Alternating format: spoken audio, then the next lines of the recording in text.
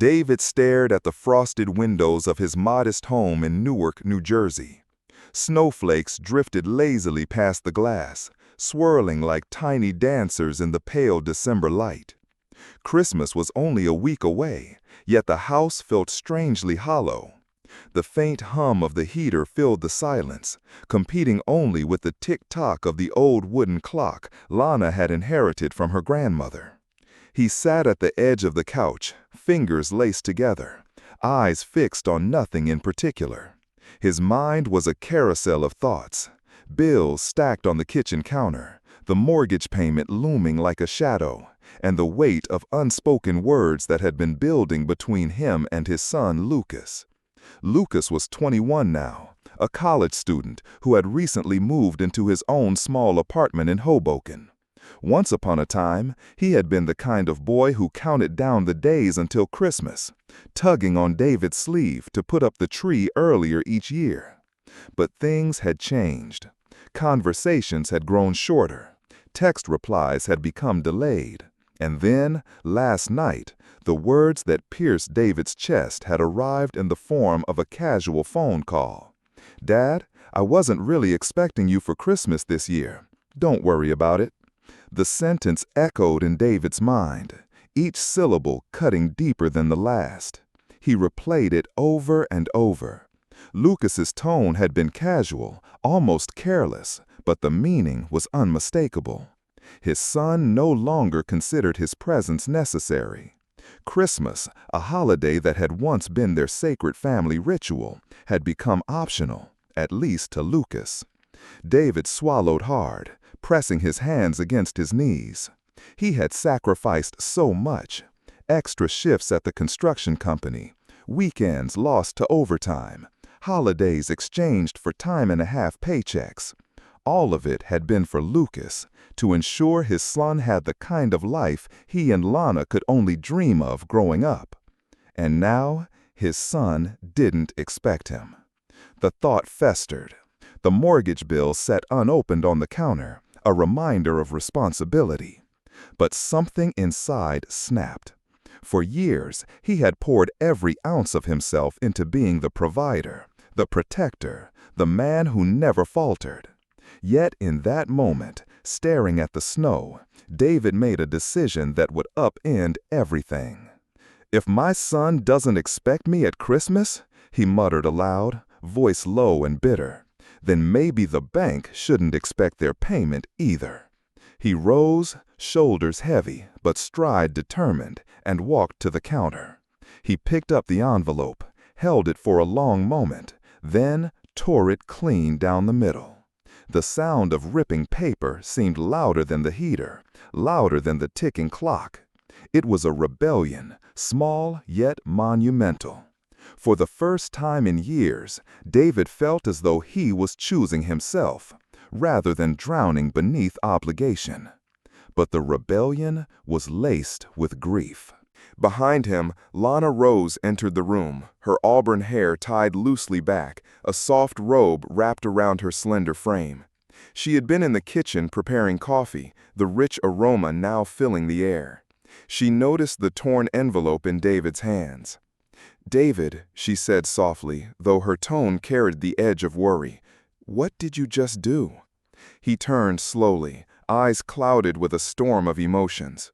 "I canceled it, Lana. The mortgage payment. I'm not sending it this month."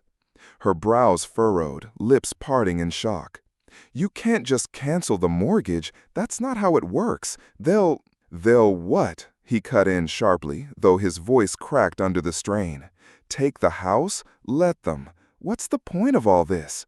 He gestured broadly at the modest living room, the couch, the small artificial tree in the corner still waiting to be decorated, the neat but worn carpet. "We sacrificed everything to build a home, Lana, and our son doesn't even want to spend Christmas here." Lana's expression softened, though her eyes shimmered with sadness. She set the coffee mug on the side table and moved closer, placing a hand gently on his arm. "He's young, David. He doesn't understand what this house means to you, to us. Don't punish yourself over words he probably didn't even think through." David pulled away slightly, shaking his head. That's the problem. He doesn't think about us anymore. Not me, not you, not the house. All he thinks about is his own life. Silence settled between them, heavy and suffocating. Outside, the snow continued to fall, blanketing New Jersey in a quiet stillness. Lana finally whispered, "So, what now?" David looked at her, his jaw tightening. "Now, I figure out what Christmas means, without him." The morning after David tore up the mortgage envelope, the house felt colder, though the heater hummed faithfully. Lana Rose moved quietly through the kitchen, setting down plates of scrambled eggs and toast, while David sat silently at the table, his coffee untouched. Neither spoke of what had happened the night before, but the weight of David's decision lingered in the air like smoke after a fire. "Are you going to call the bank?" Lana finally asked, her tone careful, as though she were walking across thin ice. David shook his head slowly. "Not today." "Then when?" He looked up, meeting her gaze. His eyes were weary, the lines on his face deeper than she remembered. "I don't know, Lana. Maybe never." Her fork clinked softly against her plate. She wanted to argue, to remind him of the consequences, but something in his expression stopped her. David wasn't just being reckless, he was hurting. His pride, his identity as a father, had been wounded by Lucas's words. After breakfast, David put on his coat and boots, muttering something about getting fresh air. The streets of Newark were quiet, blanketed with a soft sheet of snow. Children pulled sleds behind them, their laughter rising into the crisp air. Families hurried by with shopping bags, preparing for the holiday. David wandered aimlessly, his thoughts pulling him backward into memory. He remembered Lucas at 6 years old, wearing reindeer pajamas and running down the stairs on Christmas morning, eyes wide with wonder. David had stayed up late assembling a toy train set, the kind with a track that circled the tree. Lucas had gasped when he saw it, jumping into David's arms. "You're the best, Dad!" The memory stung now. Where had that boy gone? When had Christmas become just another day to his son? David paused outside a shop window displaying rows of ornaments. His reflection stared back at him, a graying man, shoulders stooped, face carved by years of labor. Behind the glass, ornaments sparkled in gold and red, but he felt no warmth from them. An unexpected encounter. As he turned away, a familiar voice called out, "David, is that you?" He blinked, turning to see an old friend, Mark Sullivan, bundled in a thick scarf. Mark had been David's co-worker back in the early construction days, before Mark retired and moved to a quieter part of town. "David," said David, forcing a smile. "Been years." They shook hands, their grip firm but softened by time. "What brings you out here?" Mark asked. "Just walking, clearing my head." Mark studied him a moment, then said, "You look like a man carrying the world on his back." David chuckled bitterly. "Feels about right." They went to a nearby diner for coffee. The place smelled of maple syrup and bacon, a refuge from the cold. Mark listened as David confessed the words that had shattered him, Lucas saying he didn't expect him for Christmas. He even admitted what he had done with the mortgage payment. Mark leaned back, exhaling slowly. "That's heavy, David. But let me tell you something. Kids, they grow up and drift. It's not always about you. Sometimes it's just them figuring out who they are." David frowned. "But family is supposed to matter. I built my whole life around making sure he had a home, stability, and now he's testing his wings," Mark said gently. "It hurts, I know. But cutting the mortgage payment, that's not just about him. That's about you. That's you saying you're done carrying the burden. David rubbed his temples. Maybe I am. Back at home, Lana paced the living room, glancing at the undecorated tree in the corner. David's rebellion frightened her, but she also understood it in a way. He had been a rock for so long, unshakable, unyielding, that seeing him crack open like this made her chest ache. She picked up her phone, hesitated, then dialed Lucas. Her son answered after the second ring. "Hey, Mom."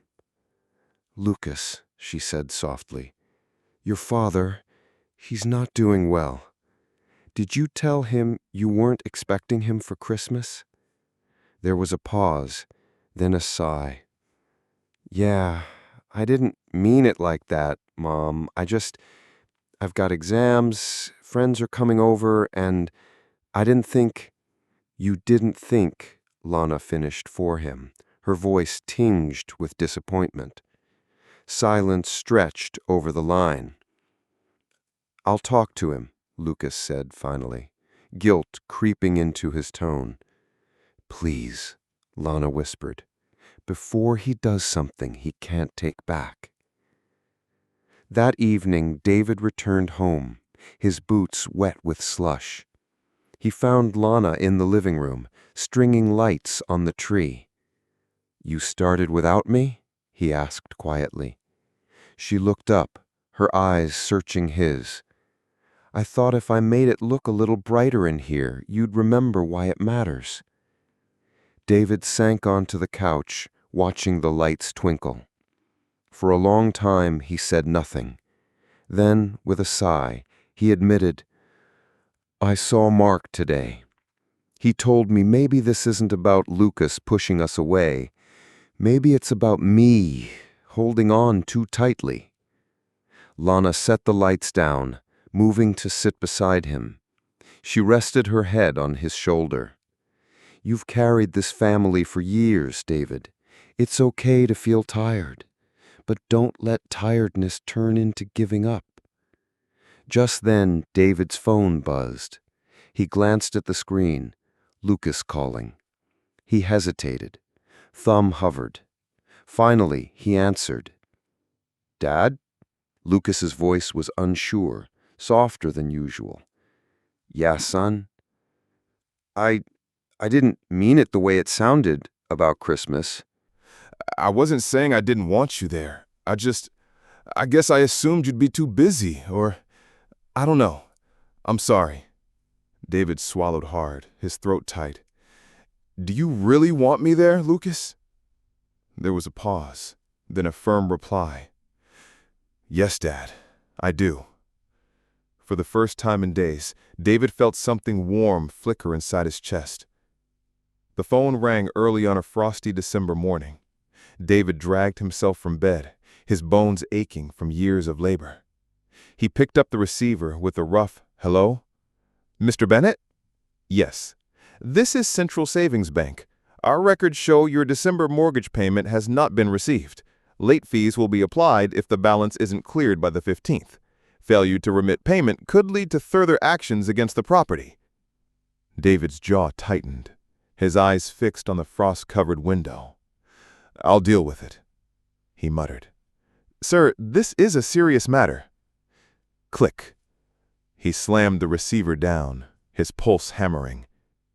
From the doorway, Lana Rose stood in her robe, her expression etched with concern. "That was the bank, wasn't it?" David rubbed his forehead. "Yeah, they can wait." "You can't just ignore them, David." "I can ignore them as much as my son ignores me." Fractures at the table. That evening, they sat around the dinner table in silence. The roast chicken cooled untouched. Finally, Lana spoke. "You can't throw away this house because you're hurt. It's not just bricks. It's our home, our history. Lucas's childhood is in these walls." David's fork clattered against the plate. What good is history if the boy doesn't care about it anymore? Do you know how many Christmases I spend overtime so he could have presents under the tree? And now he says he doesn't expect me? Lana reached for his hand. You never told him how much those sacrifices cost you. He only saw a strong father who always delivered. He doesn't know what it took. David's chest tightened. She was right. He had hidden his exhaustion, his sleepless nights, the overtime hours. Lucas never saw the toll, only the results. In Hoboken, Lucas sat in his tiny apartment, textbooks open but ignored. His friends had been excitedly planning holiday parties, but Lucas felt hollow. His mother's words echoed. Do you know what those words did to him? He looked up at the photograph pinned to the wall. Him as a little boy on his dad's shoulders at Rockefeller Center, the Christmas tree towering behind them. David's smile in the photo was wide and proud, the smile of a man who had given his all. Lucas whispered into the stillness, I do want you, Dad. I just didn't know how to say it. On the 12th of December, David came home to find an envelope wedged in the doorframe. He opened it on the porch, an official warning from the bank. Final notice. If payment is not received within 15 days, foreclosure proceedings may begin. His heart thudded. For a fleeting second, he considered paying it to protect Lana, but pride and pain hardened him again. When Lana saw the letter, her face drained of color. This isn't just about you and Lucas anymore. This is about me, too. This is my home. David's shoulders sagged. Maybe losing it will finally show him what all of this cost. Tears welled in Lana's eyes. Or maybe it will only show him that his father gave up. Her words pierced deeper than any bank letter could. That night, as David sat in the dim glow of the Christmas tree lights, his phone buzzed. A message from Lucas appeared. Dad, I'm sorry. I really want to see you. Will you come to Hoboken this weekend? We can put up a little tree together in my apartment. David stared at the message for a long time, his emotions warring inside him. Anger told him to ignore it. Love urged him to answer. Finally, he typed back 2 words that felt heavier than stone. I'll come. For the first time since tearing the mortgage bill, a flicker of warmth lit David's chest. But the question lingered. Would seeing Lucas heal the rift or widen it forever? The PATH train rattled steadily along the tracks, carrying David toward Hoboken. He sat stiffly in his seat, hands resting on his knees, eyes fixed on the blurred winter landscape rushing past the window. His stomach churned. For years he had driven the family car to Christmas gatherings, his son in the back seat singing carols with Lana. Now he was on a commuter train alone, heading to a cramped apartment instead of a family home. In his coat pocket, he carried a small box wrapped in green paper. A simple gift for Lucas. Not an expensive gadget, not something flashy, just an old pocket watch that had belonged to David's father, polished and restored. A reminder of legacy, of time, of roots. He wasn't sure Lucas would even understand. When the train hissed to a stop, David stepped onto the icy platform. Hoboken bustled with holiday energy, cafes glowing with yellow light, families hauling Christmas trees down narrow sidewalks, the faint scent of roasted chestnuts drifting from street vendors. Yet David felt like an outsider, a man carrying too much past into a present that no longer seemed built for him. Lucas's building was a narrow brick structure, wedged between a laundromat and a corner deli. The hallway smelt faintly of detergent and old paint. As David climbed the creaking stairs, he could hear muffled laughter from behind other doors.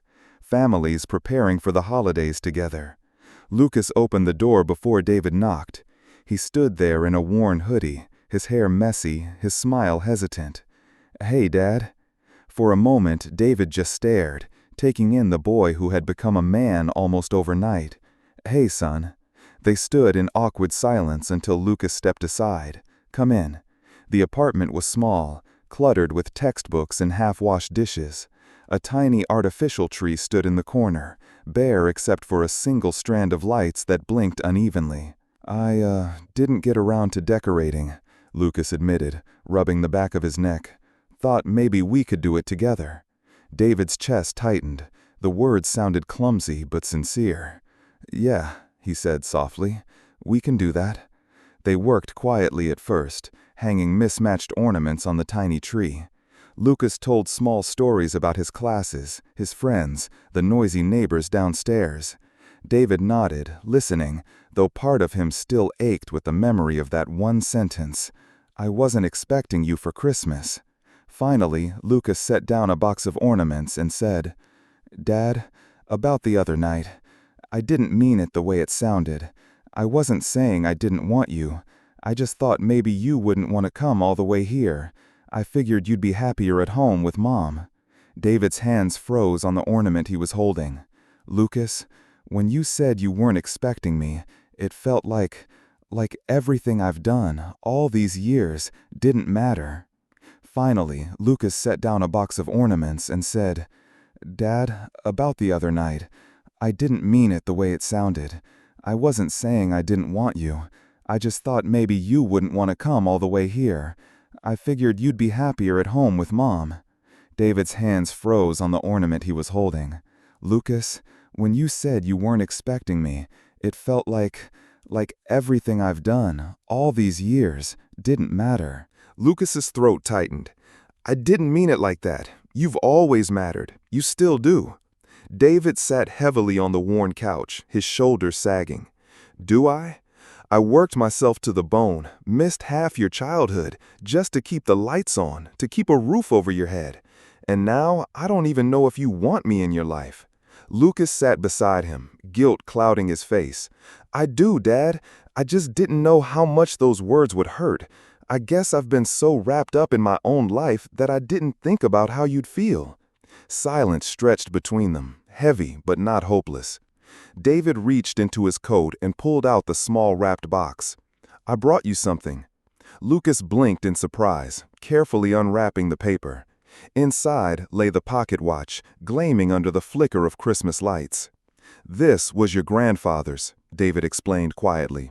"He gave it to me when I was about your age, told me to remember that time is the one thing you can't buy back.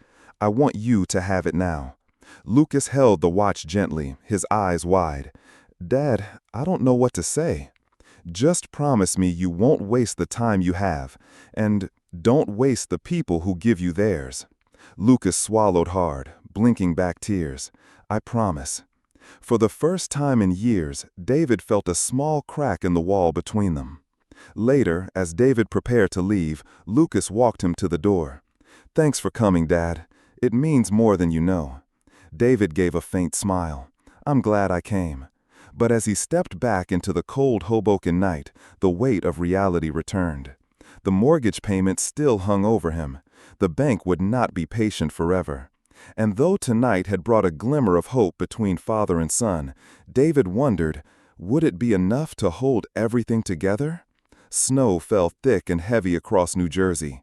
The streets glittered under street lamps, but inside the Bennett home, the warmth was fading.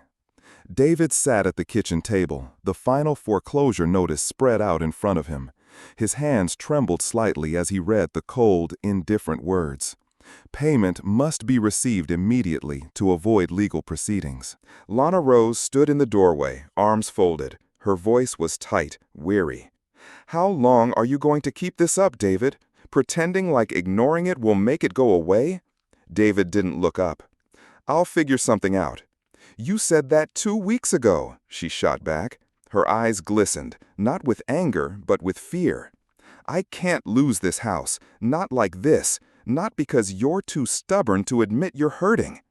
David finally raised his gaze, and in it was raw exhaustion. "Do you know what it feels like, Lana, to work every day of your life for a home, for a family, and then hear your son say he doesn't expect you for Christmas? It broke something in me. Paying that mortgage felt meaningless." Her expression softened, but she shook her head. "David, you can't let one sentence from Lucas undo everything you built. He's young. He doesn't understand yet. But you know better." Meanwhile, in Hoboken, Lucas paced his apartment, the pocket watch clutched in his palm. Each tick seemed to echo his father's words. "Don't waste the people who give you their time." Lucas realized he couldn't let Christmas pass with distance between them. He called his mother late that evening. "Mom, is Dad okay?" Lana's voice cracked. "No, Lucas, he's drowning. He hasn't paid the mortgage. He's ready to let the bank take the house." Lucas felt his chest tighten. "What? Why would he do that?" "Because he thinks he doesn't matter to you anymore," she whispered. Lucas sat heavily on the couch, guilt crushing him. "I need to fix this. I'll come home for Christmas Eve." Lana hesitated, hope flickering. "Are you sure?" "I'm sure," Lucas said firmly. "Dad needs to know he's still my anchor. He always was." The next night, Christmas Eve, the Bennetts' living room glowed with the soft twinkle of lights. Lana had done her best. Garlands along the mantel, stockings hung neatly, the tree fully dressed in ornaments that carried years of memories. But the air was still heavy. David slouched on the couch, staring blankly at the flickering lights. A knock sounded at the door. Lana rose, her heart racing. When she opened it, Lucas stood there, bundled in a scarf, snow dusting his shoulders. "Merry Christmas, Mom," he whispered. Her eyes filled with tears as she pulled him into a hug. "Oh, Lucas." David turned his head slowly, disbelief written on his face.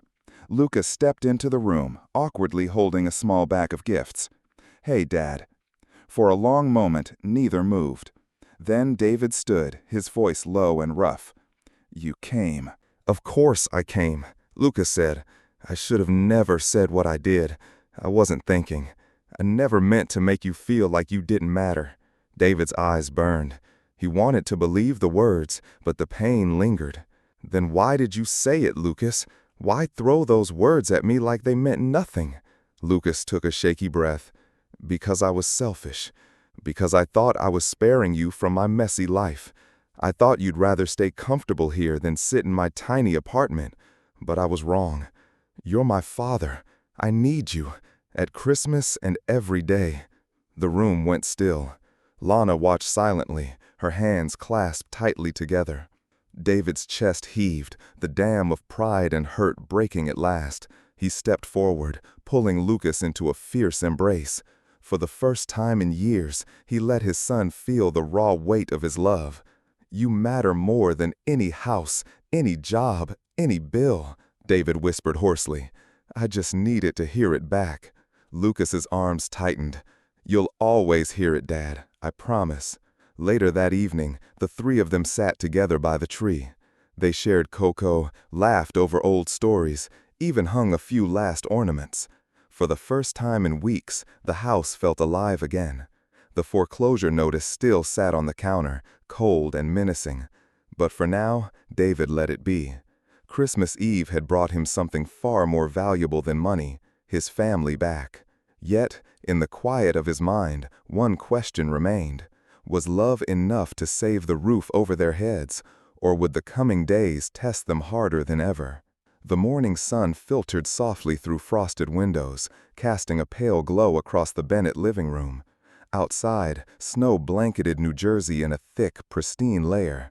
It was Christmas morning. Inside, David stirred, pulling his robe tightly around him. The house felt alive. Warmth radiated from the fireplace, the scent of pine mingling with cinnamon and baking cookies.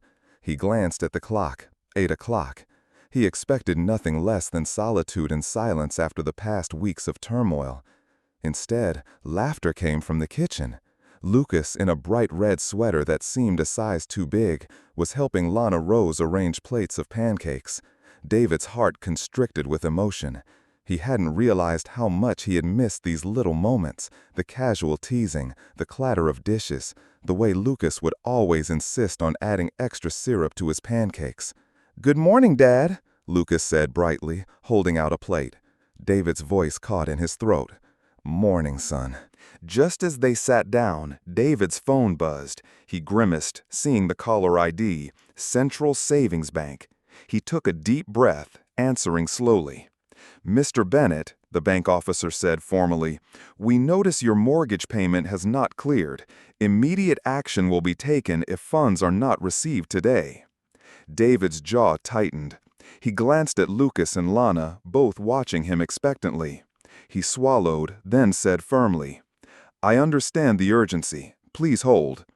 Turning to his family, he smiled wryly. "Looks like Christmas won't wait for us." Lucas frowned. "We'll figure it out, Dad, together." Lana squeezed David's hand. "No matter what, we face it as a family."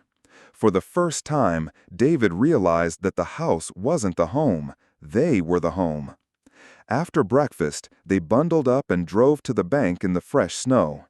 David carried the envelope of overdue payment in his hands. Lucas sat beside him, talking excitedly about plans for next year. Lana drove, singing along softly to old Christmas carols. At the bank, David handed over the payment. The teller processed it without ceremony, handing back a receipt. The paperwork was finished, but David's thoughts lingered elsewhere, on the moments that truly mattered, moments that no foreclosure or financial burden could touch. Outside, snow fell softly, dusting their coats and hair. Lucas grabbed his father's hand. "Thanks for coming, Dad. I know you didn't want to." David squeezed it gently. "I always want to be where my family is, son, even if I forget that sometimes." Back home, they set up a small table by the tree. David opened the pocket watch again, letting Lucas hold it while telling stories of his grandfather. They laughed, reminisced, and for hours the past month's tension melted away. David glanced around the room. The tree lights reflected in Lucas's eyes, Lana's soft smile radiating peace. He realized that the mortgage, the bills, the bank notices, none of it mattered as much as this. As long as they had each other, they could rebuild, repair, and endure. Lucas looked up at him. "I'm sorry for making you feel unwanted, Dad. I didn't mean it, ever." David ruffled his hair. "And I'm sorry for letting my pride get in the way. I nearly forgot what mattered most." That Christmas day, New Jersey snow outside was pristine and cold, but inside the Bennett home, warmth and love blazed brighter than any fire. The mortgage was paid, the house safe for now, but more importantly, the family had found its way back to each other, and David, for the first time in weeks, felt truly home. The morning after Christmas, New Jersey glistened under the pale winter sun. The snow that had fallen overnight sparkled like diamonds, untouched except for a few footprints leading to the mailbox. David stepped outside for a breath of cold, crisp air. He pulled his coat tighter, looking at the world around him with a sense of quiet reflection. Last night had been a turning point, not just in the battle with the mortgage, but in the invisible walls that had grown between him and his family.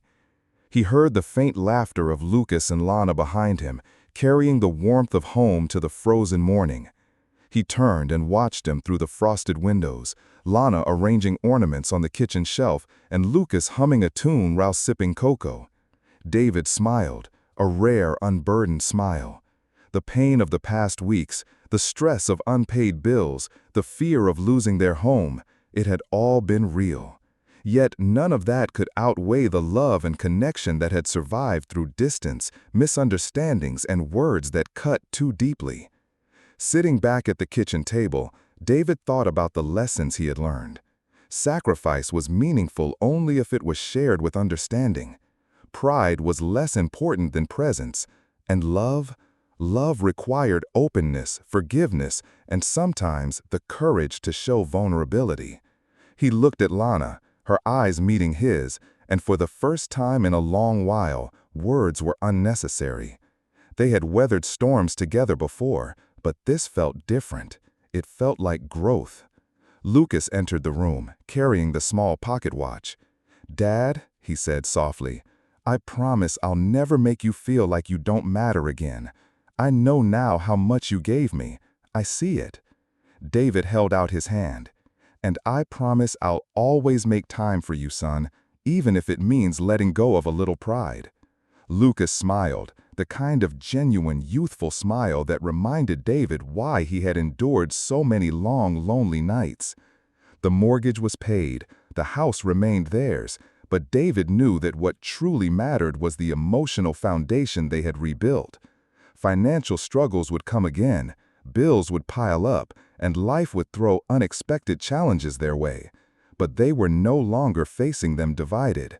They were united. Lana moved to David's side, resting her hand on his shoulder. "We made it through, together." David nodded. "Yes, together." Lucas looked out the window at the snow-covered street. "Maybe next year we can invite friends, or even help someone in need. Make Christmas about more than just us." David chuckled softly. "That's the spirit. Maybe we can start a new tradition, one that doesn't just measure gifts, but moments, memories, and love." The three of them stood together by the window, watching the sun rise over the quiet streets of New Jersey. A new day had dawned, not just in the calendar, but in their hearts. And for David, the father who had once torn up a mortgage notice in frustration and hurt, the lesson was clear. Home wasn't only bricks and walls. Home was where love, forgiveness, and understanding thrived. And that was something no bank, no bill, and no moment of disappointment could ever take away. For the Bennett family, Christmas had become more than a day. It had become a new beginning.